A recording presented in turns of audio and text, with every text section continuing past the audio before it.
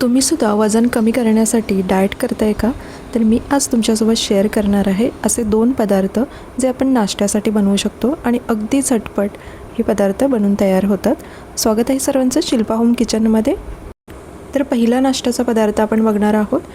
अतिशय पौष्टिक अशी सोयाबीन आणि मूग डाळीची धिरडी.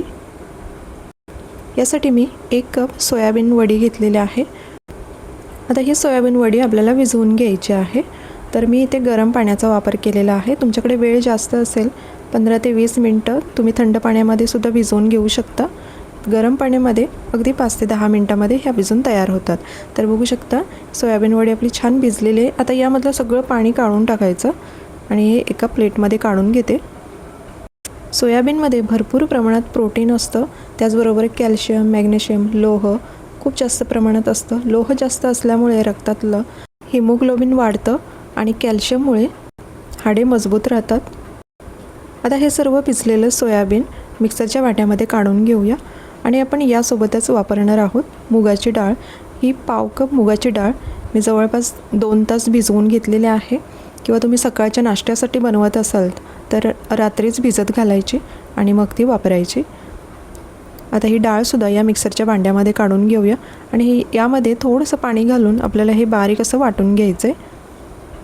तर मी यामध्ये थोडं पाणी घालते, जवळपास अर्धा कप इतकं. आणि आता हे मिक्सरमधून बारीक असं वाटून घेतलेलं आहे. ते एका बाउलमध्ये काढून घेतलं आणि हे बघू शकता आपलं तयार झालेलं आहे मिश्रण. आणि आता यामध्ये मिश्रणाला थोडीशी बाइंडिंग यावी म्हणून मी 2 चमचे बेसन वापरलेलं आहे, म्हणजेच डाळीचं पीठ. त्याचबरोबर बारीक चिरलेला कांदा, बारीक चिरलेली कोथिंबीर, 1 चमचा लाल तिखट मिरची पावडर, पाव चमचा हळद आणि चवीपुरतं मीठ. आता तुम्हाला लाल मिरची पावडर वापरायची नसेल तर हिरवी मिरची बारीक चिरून वापरली तरी चालेल. आता हे सर्व साहित्य एकत्र करून घ्यायचं. यामध्ये थोडंसं पाणी घालणार आहे मी, कारण हे मिश्रण खूपच घट्ट आहे. थोडं पाणी घालून थोडं सैलसर असं हे मिश्रण तयार करून घ्यायचं. धिरडी घालण्या इतपत आपल्याला हे मिश्रण तयार करून घ्यायचं. तर मी थोडं पाणी घातलं आहे आणि पुन्हा एकदा व्यवस्थित मिसळून घेते. तर आपलं हे मिश्रण तयार झालेलं आहे. तर गॅसवरती मी एक पॅनसुद्धा गरम करण्यासाठी ठेवलेला आहे. पॅन छान गरम झालेला आहे. आता यामध्ये थोडंसं तेल घालून घ्यायचं आहे. तेलाचा वापर आपण खूप कमी करतो आहे. आता हे तेल व्यवस्थित पॅनला पसरवून घ्यायचं किंवा तुम्ही एखाद्या ब्रशच्या मदतीने व्यवस्थित तेल पसरवून घेऊ शकता. आणि आता हे जे धिरडीचं बॅटर आपण तयार केलं आहे ते घालून घ्यायचं आहे. साधारण 2 पळी इतकं बॅटर घेतलं आहे मी आणि हे व्यवस्थित असं पसरवून घ्यायचं आहे. खूप जास्त जाडसुद्धा ठेवायचं नाही. तर चमच्याच्या साहाय्याने असं व्यवस्थित असं पसरवून घेतलं आहे.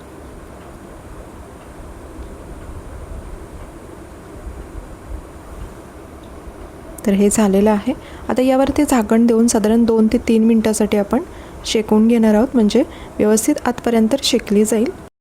तर ही धिरडी खायला अतिशय चविष्ट लागते.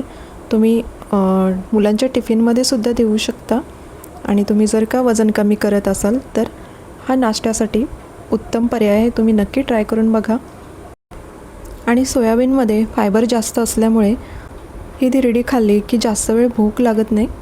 आणि मी ही आता दुसऱ्या बाजूनी पलटी करून घेतले. तर दुसऱ्या बाजूनी सुद्धा व्यवस्थित शेकून घ्यायचे आणि बघू शकता रंग खूप सुंदर आलेला आहे. तर पुन्हा एकदा मी 2 मिनटासाठी शेकून घेतले आणि आता ही तयार झालेली आहे.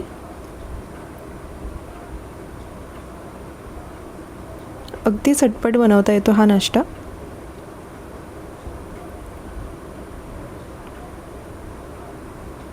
तर एक धिरडी आपली तयार झालेली आहे.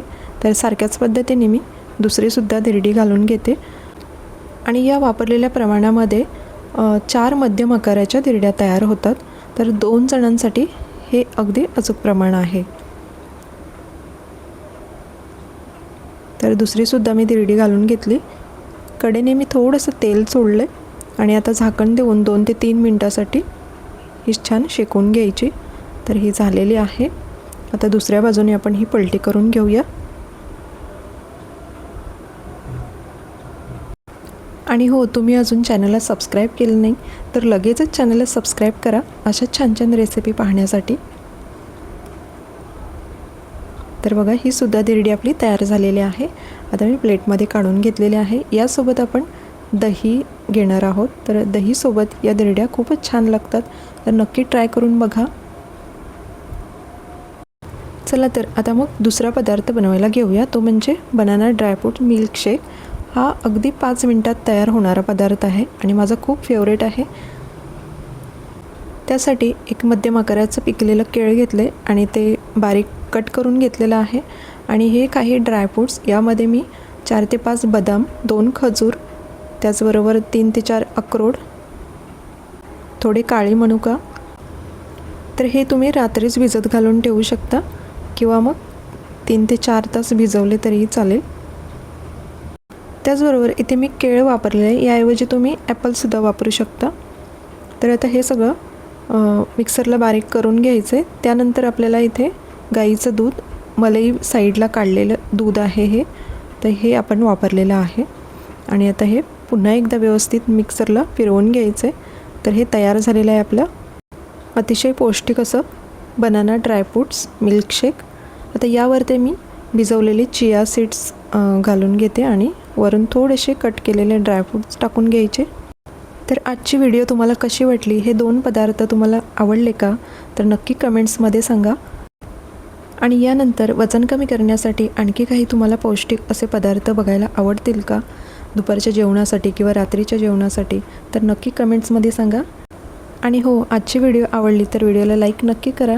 पुन्हा भेटू अशाच एका नवीन रेसिपीसोबत. थँक्यू.